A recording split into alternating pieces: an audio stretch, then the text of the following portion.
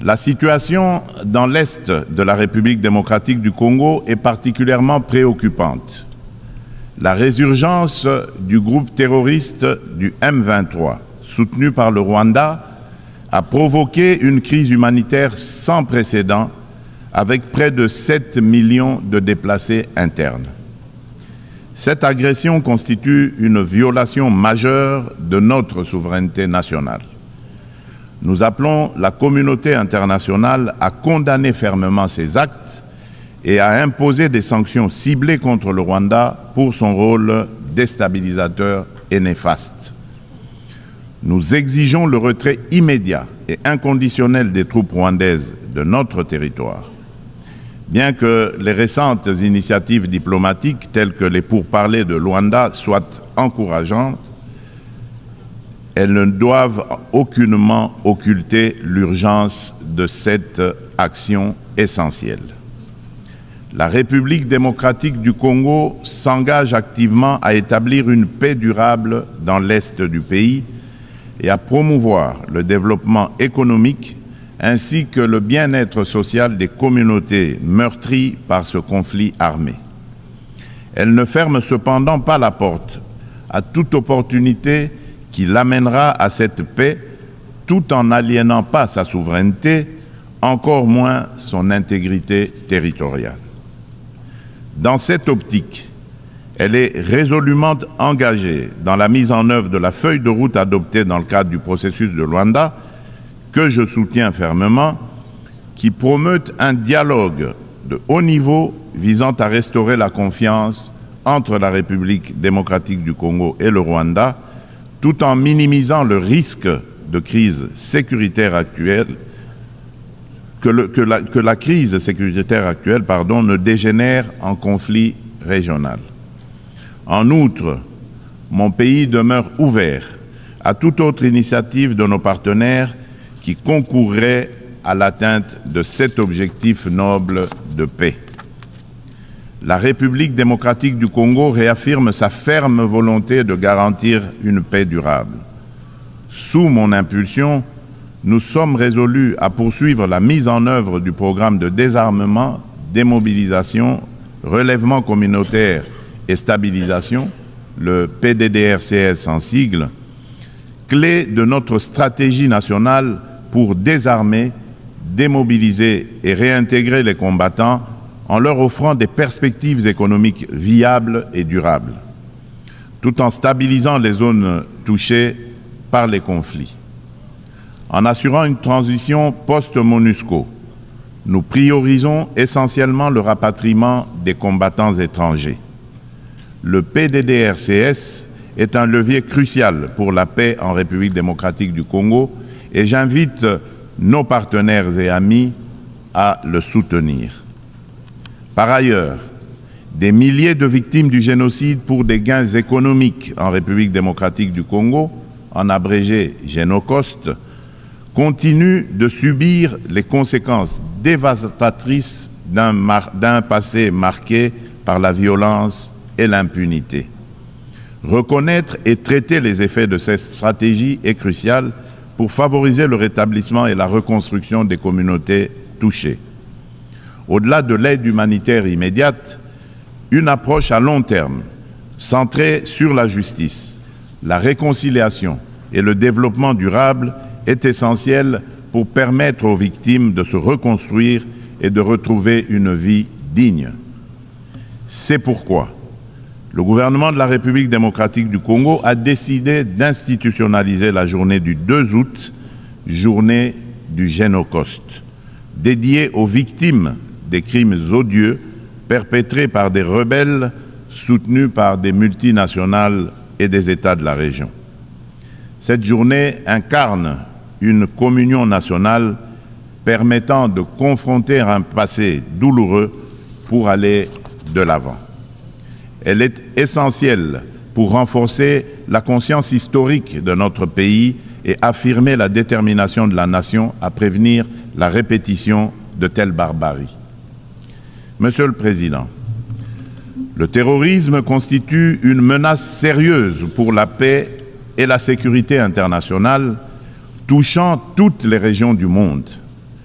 Après avoir sévi en Asie, en Europe occidentale et en Amérique du Nord, ce fléau semble désormais s'enraciner en Afrique. En tant que membre de la coalition mondiale contre l'État islamique, la République démocratique du Congo exhorte les Nations unies à intensifier leurs actions pour mettre en œuvre les recommandations de cette organisation, notamment dans le cadre du processus d'Aqaba. Le terrorisme qui sévit dans l'est de notre pays est étroitement lié au pillage et à l'exploitation illégale de nos ressources naturelles. Ces activités criminelles alimentent l'insécurité et financent les groupes armés, exacerbant les conflits dans la région des Grands Lacs. Par conséquent, il est impératif que les Nations unies envisagent des sanctions sévères contre les acteurs responsables de ces crimes économiques afin de briser ce cercle vicieux et de favoriser la paix, le développement durable et la dignité humaine pour les futures générations. Monsieur le Président, selon le dernier rapport d'examen national volontaire des objectifs de développement durable, la République démocratique du Congo a réalisé des avancées significatives vers plusieurs cibles des ODD grâce à des réformes et interventions majeures. Depuis 2019, le gouvernement a mis en place une réforme ambitieuse pour assurer la gratuité de l'enseignement de base, permettant à près de 4 millions d'enfants de rejoindre l'école. En outre, plusieurs mesures ont été prises pour renforcer la protection sociale, introduire la couverture sanitaire universelle et promouvoir l'égalité des sexes, ainsi que pour favoriser le développement des infrastructures et une industrialisation rapide à travers notamment la création des zones économiques spéciales.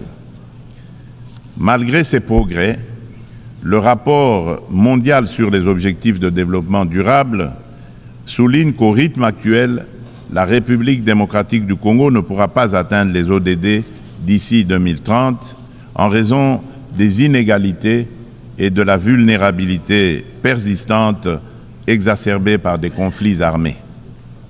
Face à ce défi, une feuille de route comprenant des actions, interventions et réformes spécifiques a été élaborée afin d'accélérer les progrès et de répondre aux enjeux de l'agenda 2030 avec déjà certaines mesures mises en œuvre pour que la République démocratique du Congo soit en adéquation avec les ODD en 2030.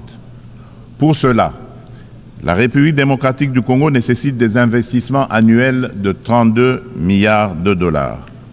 Il est donc indispensable de renforcer les partenariats pour des investissements durables et de promouvoir la paix afin de permettre un développement socio-économique stable.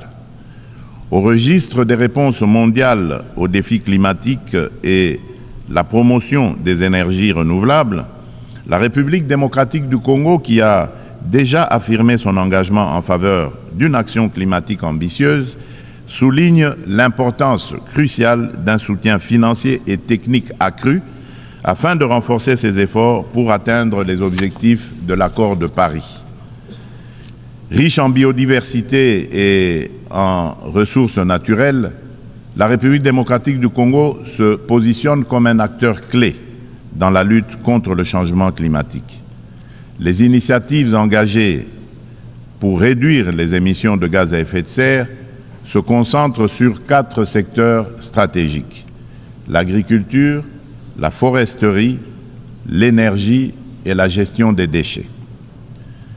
Des réformes structurelles sont actuellement mises en place pour inverser la déforestation et améliorer l'accès à une énergie propre, témoignant ainsi de l'engagement déterminé du gouvernement en faveur de la préservation des ressources naturelles et de la transition écologique. Concernant la valorisation des forêts tropicales, un tournant majeur a été franchi à Bali en novembre 2022, en Indonésie, avec l'adoption de la déclaration conjointe sur la coopération autour de la forêt tropicale et l'action climatique signée par le Brésil, l'Indonésie et la République démocratique du Congo. Cette avancée témoigne d'une volonté politique, collective, d'utiliser les forêts comme levier pour un développement durable. L'Alliance trilatérale pour la coopération sur les forêts tropicales, créée à cette occasion, constituera un cadre pour relever les défis liés à la biodiversité et proposera des solutions pour les marchés de crédit carbone, tout en veillant au respect des droits des peuples autochtones. Opportunité de formation en élevage du poulet local en Afrique. Est-ce que vous avez un projet d'installation d'une ferme de poulet local? Est-ce que l'élevage du poulet vous intéresse réellement? Est-ce que vous rencontrez déjà des problèmes sur votre ferme? Des problèmes concernant les maladies, la croissance, la chute de ponte ou même des problèmes liés à la fabrication d'aliments. Vous voulez maîtriser la fabrication d'aliments pour rentabiliser votre élevage de poulet. Les amis, est-ce que vous avez besoin de connaissances, d'une formation pour réellement rentabiliser? Cette formation, c'est pour vous. Pour ceux qui ne me connaissent pas, je suis le coach Emmanuel Agronome, un technicien supérieur. Je suis un producteur du poulet local, PDG de l'entreprise Frika Poulet, une entreprise spécialisée dans la production, dans la transformation et dans la commercialisation du poulet local 100% africain. Nous, on ne fait pas les poulets importés, on ne fait pas l'élevage des poulets de chair, on ne fait pas l'élevage de la poule pondeuse. On est plus spécialisé dans la race locale. Maintenant, je vais vous expliquer ce qui se passe dans notre entreprise et comment nous on rentabilise. Les amis, nous avons juste des reproducteurs. Des reproducteurs, c'est des sujets de 6 mois qui nous donnent des œufs fertiles. L'œuf que nous on obtient, c'est des œufs fertiles. Maintenant, les œufs fertiles sont amenés dans l'incubateur où ils vont passer 18 jours dans l'incubateur, après 3 jours dans l'éclosoir et nous avons les poussins. Les poussins qui représentent la matière première pour rentabiliser réellement votre élevage du poulet. Ça veut dire chez nous, on n'achète pas les poussins. C'est ce qui fait réellement qu'on rentabilise 3000 poussins en 1 mois. C'est ce qu'on obtient et nous allons multiplier ça dans les années à venir. Alors pour vous aider à nous ressembler, à rentabiliser votre élevage, nous organisons chaque dernière semaine de chaque mois une formation pour aider la communauté noire. Nous avons 2 types de formation. Il y a la formation de production. C'est quoi la formation de production?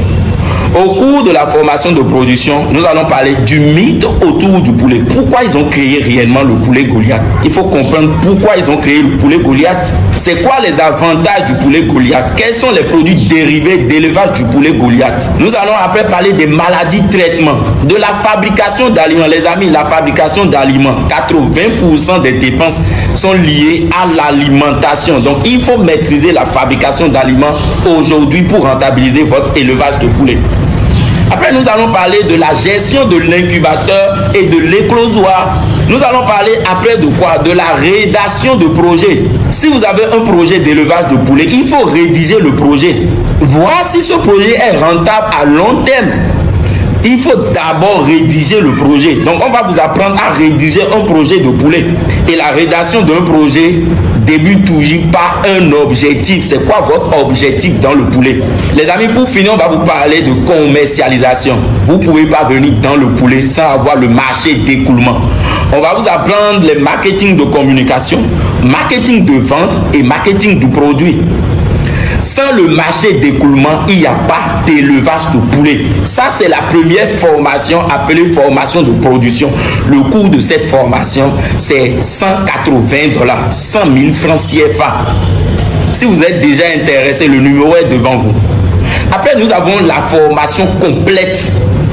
La formation complète, c'est la formation qui part de la production jusqu'à l'abattage du sujet. Quand vous venez dans le monde d'élevage, pour réellement rentabiliser, vous devez apprendre à transformer. Vous savez, nous avons 3 piliers de production.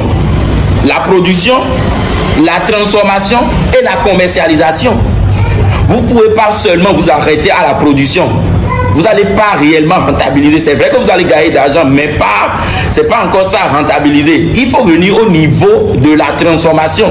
Et quand on parle de la transformation au niveau de la race locale, au niveau du poulet, c'est comment installer votre abattoir. Donc au cours de la grande formation, la formation complète, on parle de l'installation d'un abattoir ou une tuerie. Si vous n'avez pas les moyens, au lieu d'installer un abattoir, vous installez votre tuerie simplement. Nous allons parler des diagrammes. Nous allons aussi parler des étapes à suivre pour abattre les volailles. Parce qu'il y a plusieurs étapes pour abattre et produire une viande de qualité. N'oubliez pas que vous voulez mettre dans l'assiette de la population une viande de qualité. Donc il faut respecter d'abord les normes d'hygiène. Et là nous allons parler aussi des normes HACCP. Les normes HACCP, c'est des conditions que vous devez respecter pour ne pas infecter la viande. Et pour finir cette formation, nous allons parler de quoi? De la traçabilité. Si réellement vous voulez devenir une entreprise qui se respecte, une entreprise qui va rouler avec des millions, avec des milliards, vous devez agir sur la traçabilité de votre produit. Et la grande formation, la formation complète, elle est à $360, 200 000 francs CFA. Le bonus ici, c'est que vous allez intégrer une communauté. Vous allez rester avec nous. Vous savez, quand vous rencontrez des vrais éleveurs qui rentabilisent, vous gagnez en expérience. Donc voilà les deux types de formations qu'on dispose au sein de notre communauté. Et si vous êtes intéressé par nos formations, il y a un seul numéro. Le numéro là, c'est le numéro de formation.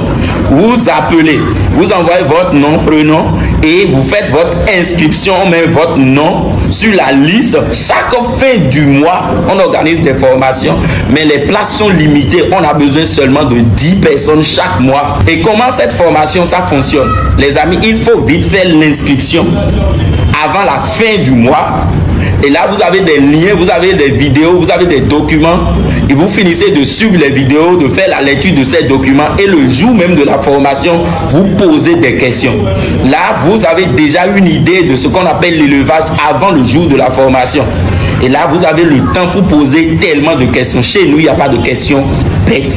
Chers membres de la communauté des entrepreneurs, la connaissance, seule la connaissance va vous permettre de rentabiliser votre élevage de poulet. J'attends vos inscriptions. Inscrivez-vous massivement à cette formation et ensemble, nous allons atteindre notre autosuffisance alimentaire et aussi parler de souveraineté alimentaire. Ensemble, les amis, nous pouvons lutter contre l'importation de la volaille, des poulets congelés, des poulets morts. Il faut commencer la production, mais surtout de la production du poulet local 100%. J'attends vos inscriptions. Merci beaucoup. Le numéro est devant vous. Ce numéro, c'est uniquement pour la formation. Quand vous appelez, c'est pour acheter une formation. C'est pour prendre des renseignements sur la formation et vous inscrire.